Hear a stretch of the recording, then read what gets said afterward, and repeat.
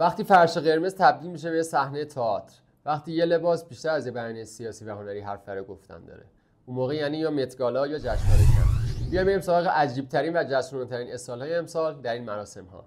با من این ویدیو رو از دست نده.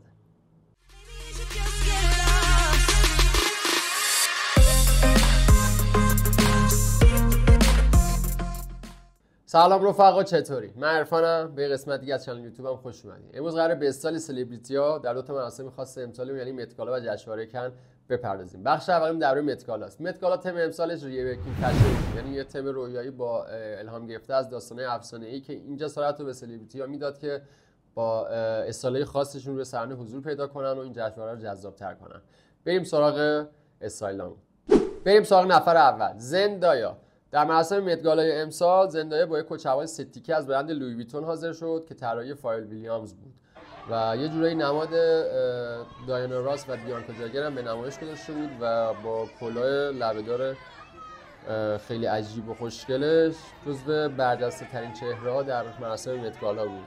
استایلش که خیلی استایل خاصی بود نسبت به بقیه افراد و کچه‌والش هم یه کچه‌وال خیلی کاستوم و خاصی بود. به نظر من استایلش توی متگالای امسال نسبت به سالهای پیش خیلی متفاوت بود. بریم سراغ نفر دوم، دوجا کت. یکی از عجیب ترین استایل های امسال بود واقعا. با یه لباس سفارشی از برند مارک جیکابز ظاهر شد که شونه‌های خیلی برجسته‌ای داشت و لباسی به صورت راهروهای براق و تو قفسه سینه‌اش جزئیات پلنگی به کار رفته بود و با این استایل و جوراب شلواری مشکیش و کفشای کاستومش یه جورایی نشانگر و اشاره داشت به استایل‌های دهه 80 و به نظر من استایلش خیلی عجیب بود. یعنی جزو عجیب‌ترین استایل‌هایی بود که در این مراسم میتونست حضور پیدا کنه. استایلش خیلی خاص بود واقعا. بریم سراغ نفر سوم، لانا دره.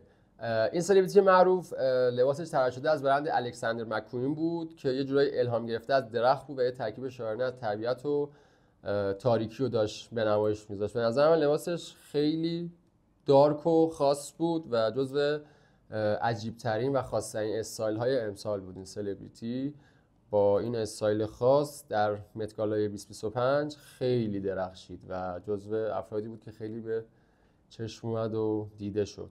استایلش خیلی استایل خاصیه، لباسش هم به نظر من لباسش خیلی لباس دارک و بالیه. اینم از بخش متگالای امسال. سعی کردم سه تا از سلبریتی‌هایی که حالا استایلشون متمایزتر بود و خاص‌تر بود نسبت به بقیه رو بهتون معرفی کنم و اینا همش نشونگر این بود که امسال سلبریتی‌ها دنبال قصه گفتن بودن نه فقط خوش‌تیپی و مد داره کم کم از استایل ساده فراتر میره و تبدیل شده به یه نمایش هنری. خب میریم سراغ بخش بعدی، جشنواره کن. برخلاف متگالا جشنواره کن همیشه نماد وقار و ظرافت و ساده پوشی بوده و اصطلاحاً خیلی سلبریتی‌ها روی فرش قرمز ریسک نمی‌کنن بابت استایلشون. میریم برای معرفی سه تا استایل امسال در جشنواره کن.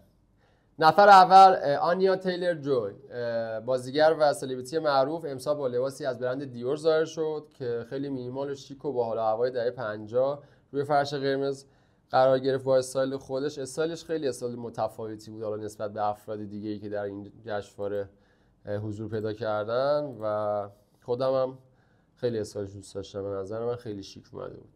نفر دوم، هانتر شفر، با لباسش از برند اسکیپرلی ظاهر شد روی فرش قرمز که یه ترکیب جسورانه از سادگی و سورئال به نمایش گذاشته بود. اکسسوری خوشگلی که روی گردنش و حالا گوشاش انداخته بود باعث شده بود که عکاسا خیلی مورد توجه عکاسا قرار بگیره. عکاسا خیلی بهش توجه کنن. مورد توجه عکاسا قرار بگیره و روی فرش قرمز تقریبا کم خاص‌تر به نظر می‌رسید نسبت به همین با استایل خاصش. امسال یکم متفاوت‌تر ظاهر شد و استایلش هم استایل خاصی بود نسبت به بقیه. بریم سراغ نفر سوم، پدرو پاسکال. یکی از جسورانه‌ترین استایل‌های جشنواره کن امسال بود. با انتخاب یه تاپ مشکی در بالاتنه خودش و استایل مینیمالی که در پایین تنه خودش داشت، یه جایی از قواعد سنتی مد فرش قرمز فاصله گرفت و به نظر انتخاب خیلی جسورانه‌ای داشت و نشون دهنده تمایل اون به شکستن حالا کلیشه‌های پوشش مردها در این جشنواره داشت و سعی کرد که متفاوت‌تر ظاهر بشه. استایلش خیلی استایل متفاوتی بود. معمولا سلبریتی‌ها خب کچه‌وال میپوشن، خیلی شیک ظاهر میشن، ولی پدرو خب استایلش خیلی خاص‌تر بود نسبت به بقیه با اینکه خیلی ساده‌تر هم بود. تو جشنواره کن اسال باید ترکیبی از خلاقیت و وقار باشه و همین تعادل سخت باعث شده که همیشه جشنواره کن خاص‌تر به نظر برسه. مد امروز فقط درباره شیک بودن نیست، هر لباس یه پیام، یه قصه یا یه اعتراضه. چه تو لباس عجیب غریب دو جاکت در متگالا، چه تو شیکی لباس تیلر جوی در جشنواره کن، یه نکته مشخصه: مد داره با اون حرف میزنه. خب مرسی که تا انتهای ویدیو همراه هم بودیم. امیدوارم که از این ویدیو لذت برده باشی. توی کامنت ها برام بنویس که اسال کدوم سلبریتی در این مراسم برات خاص‌تر و جذاب‌تر بود. اگر هم دوست داشتی چنلمو سابسکرایب کن. مخلص.